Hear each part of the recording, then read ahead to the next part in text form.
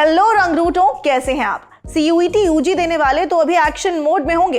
Result आ गया है, बारी एडमिशन प्रोसेस की है। बाकी हर एग्जाम की तरह सीयूईटी सेंट्रलाइज्ड काउंसलिंग नहीं करा रहा है, इसीलिए मामला थोड़ा सा अलग है और कॉम्प्लिकेटेड भी लग रहा है। रिजल्ट भी परसेंटाइल के आधार पर तय किया गया है। लगभग 20,000 बच्चों ने कम से कम एक सब्जेक्ट में 100 परसेंटाइल हासिल किए हैं। तो अब एडमिशन प्रोसेस कैसे होगा, इसे लेकर कईयों को कंफ्यूजन है। यही कंफ्यूजन दूर करने के लिए हमने एक्सपर्ट से बात की और जानकारी आपके लिए लेकर आए हैं। मानसी समाधिया नाम है मेरा, अब तक तो आप जान ही गए होंगे। तो चलिए आज रंगरूट शो में बात करते हैं सीयूईटी यूजी के रिजल्ट के बाद एडमिशन की उधेड़ बुन पर।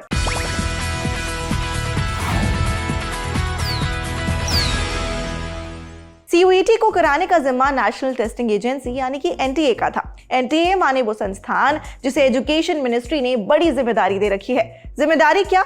उच्च शिक्षा देने वाले संस्थानों में एडमिशन के लिए ट्रांसपेरेंट और फेयर एग्जाम कंडक्ट कराने की जिम्मेदारी। अपनी जिम्मेदारी निभाते हुए एनटीए ने सीयूईटी यूजी 2022 की परीक्षा कराई। परीक्षा 6 चरणों में हुई। 15 जुलाई से 30 अगस्त के बीच 20 दिनों तक ये परीक्षाएं चली और 16 सितंबर को इस एग्जाम के रिजल्ट घोषित किए गए। रिजल्ट छात्रों ने ऑफिशियल वेबसाइट cuet.samarth.ac.in पर जाकर देखे। अगर आपने अभी तक नहीं देखे हैं तो प्लीज देख लीजिए। सीयूईटी एग्जाम पैटर्न के हिसाब से छात्रों के पास कुल 27 सब्जेक्ट्स की चॉइस थी, जिनमें से एक छात्र ज्यादा से ज्यादा 6 सब्जेक्ट्स में एग्जाम दे सकते थे।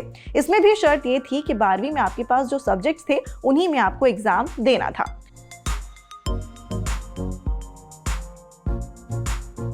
परसेंटाइल सिस्टम पर मार्किंग को लेकर कंफ्यूजन रहता है। हाल ही में कई परीक्षाओं में तो कैंडिडेट्स ने इसका विरोध भी किया था, पर सीयूईटी के एग्जाम में मार्किंग इसी तरह मुमकिन थी, क्योंकि इतने सारे छात्रों का एक साथ पेपर ले पाना पॉसिबल नहीं होता। हाँ, तो परसेंटाइल सिस्टम तब फॉलो किया जाता है जब कोई एग्जाम अलग अलग फेज में कंडक्ट कराए जाते हैं। इसमें हर फेज के टॉपर्स के मार्क्स को एवरेज आउट कर रिजल्ट जारी किया जाता है। इसे बेहतर समझिए डीयू के वीसी योगेश सिंह से। पहले तो हम 12th की मेरिट के आधार पे एडमिशन करते थे। बहुत सारी बोर्ड हैं देश में, कुछ बोर्ड बहुत लीनियंट हैं, कुछ बोर्ड बहुत स्ट्रिक्ट हैं, तो हर स्टूडेंट को एक इक्वल लेवल प्लेइंग फील्ड नहीं मिल पाता था। तो टेस्ट ने क्या किया कि एक ही इक्वल लेवल प्लेइंग फील्ड सबको दे दिया। तो जो भी सब्जेक्ट आपने 12th में दिए और स्टूडेंट ने उसमें अपीयर हुए हैं, तो आपको एक नॉर्मलाइज अपने स्कोर मिला है। और वो जो नॉर्मलाइज स्कोर है, वो नॉर्मलाइज हम इसलिए बोलते हैं कि बहुत सारे दिन और बहुत सारी शिफ्ट्स में एग्जाम होते हैं, तो उसके लिए कि किसी जगह पेपर की डिफिकल्टी अलग हो सकती है और बहुत सारे फैक्टर अलग हो सकते हैं, तो एक फार्मूले से नॉर्मलाइज रिजल्ट को किया जाता है, जिससे कि कोई स्टूडेंट डिसएडवांटेज वाली पोजीशन में ना रहे।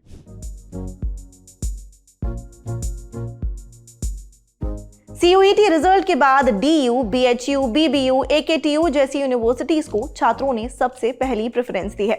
इंडियन एक्सप्रेस की रिपोर्ट के मुताबिक ज्यादातर टॉपर्स या 100 परसेंटाइल वाले छात्रों की पहली पसंद दिल्ली यूनिवर्सिटी है। जाहिर है, देश की सेंट्रल यूनिवर्सिटीज में दिल्ली यूनिवर्सिटी का नाम काफी प्रसिद्ध है। इस साल सीयूईटी यूजी एग्जाम के पहले 6 लाख से ज्यादा छात्रों ने दिल्ली यूनिवर्सिटी को अपनी पहली पसंद बताते हुए इसे फॉर्म में पहली प्रेफरेंस दी थी। डीयू भारत का सबसे बड़ा केंद्रीय विश्वविद्यालय है, जिसमें 86 विभाग और 91 कॉलेज हैं और यहाँ हर साल 70,000 से ज्यादा छात्र एडमिशन लेते हैं और उच्च शिक्षा प्राप्त करते हैं। ये तो हुई यूनिवर्सिटीज की बात। अगर सब्जेक्ट्स की बात करें तो ज्यादातर छात्रों ने पॉलिटिकल साइंस, बीकॉम, इतिहास, मनोविज्ञान और अर्थशास्त्र की पढ़ाई करने में इंटरेस्ट दिखाया है। सीयूईटी के रिजल्ट में कई अभ्यर्थियों ने 98 से 100 परसेंटाइल के बीच हासिल किए हैं, तो माना जा रहा है कि मेरिट लिस्ट हाई जाना तो तय है। पर क्या इससे आपके एडमिशन पर कोई असर पड़ेगा? सुनिए। मेरिट पे तो देखो, इसका इस तरह से तो कोई फर्क नहीं पड़ेगा, क्योंकि ये काउंसलिंग सिस्टम है। हम पहले बार जब राउंड चलेगा तो 20% जनरल कैटेगरी और 30% SC ST वाली कैटेगरी है, जो रिजर्व कैटेगरी में ज्यादा एडमिशन करेंगे, जिससे कि जो बच्चे छोड़ के भी जाएंगे तो वो गैप जो है ज्यादा नहीं होगा। और फिर सेकेंड राउंड में अगर आप स्टूडेंट सेटिस्फाइड नहीं है तो उनके पास 2 ऑप्शन है, जो या तो वो फ्रीज कर सकते हैं इफ दे आर सेटिस्फाइड कि ये मेरे को मिल गया बेस्ट। अगर आपको बेस्ट नहीं मिला, if you want to wait, then upgrade option आप देंगे। अपग्रेड का मतलब आप नेक्स्ट राउंड में पार्टिसिपेट करेंगे।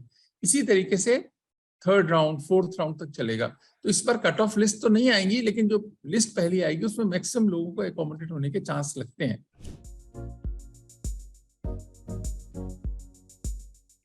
वैसे तो किसी भी नेशनल लेवल एंट्रेंस एग्जाम के लिए काउंसलिंग अमूमन सेंट्रलाइज्ड होती है, यानी एग्जाम पास कर चुके सभी छात्रों को एक ही काउंसलिंग कमेटी हैंडल करती है। पर यहाँ ऐसा नहीं होगा, यहाँ काउंसलिंग की जिम्मेदारी यूनिवर्सिटीज की है। एनटीए ने सीयूईटी पास करने वाले सभी छात्रों का स्कोर कार्ड किसे भेजा, आपको पता है? नहीं, हम बताते हैं। एडमिशन देने वाली देश की 86 यूनिवर्सिटीज को, जिनमें central universities, deemed university, private university और स्टेट यूनिवर्सिटीज शामिल है।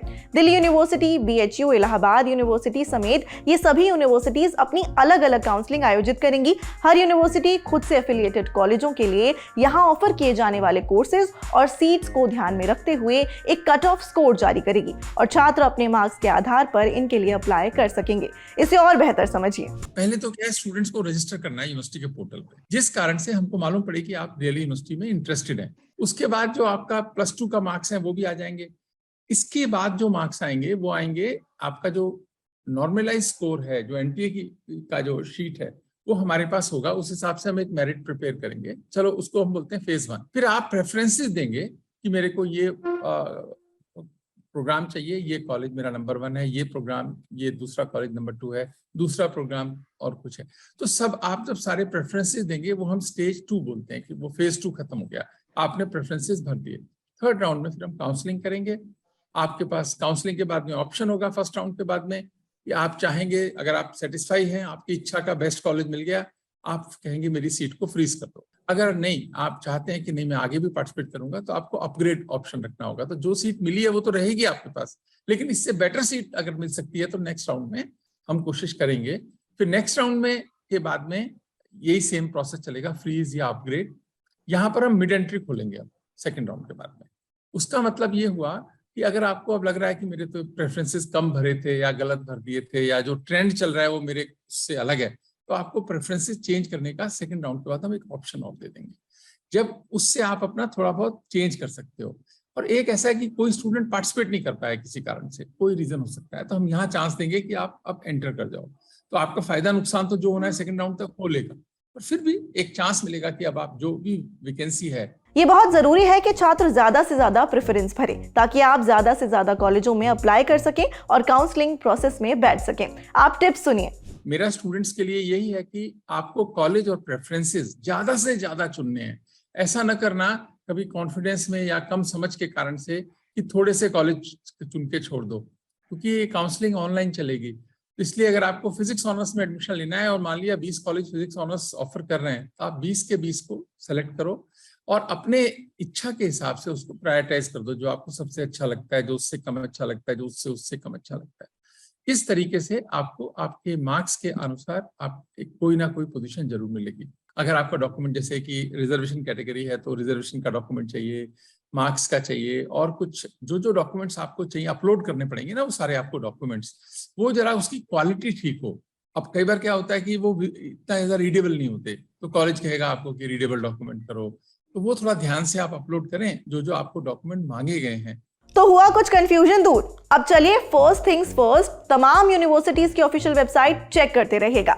जैसे ही रजिस्ट्रेशन पोर्टल खुले, आपको खुद को काउंसलिंग के लिए रजिस्टर कर देना है। काउंसलिंग ऑनलाइन होगी, इंटरनेट व्यवस्था चौकस रखेगा और अपने डॉक्यूमेंट्स हैंडी। आज रंगरूट शो में इतना ही। All the best. बताइएगा आपको ये शो कैसा लगा और आगे आप किस टॉपिक पर रंगरूट शो देखना चाहते हैं। रंगरूट से जुड़े रहिए। शुक्रिया।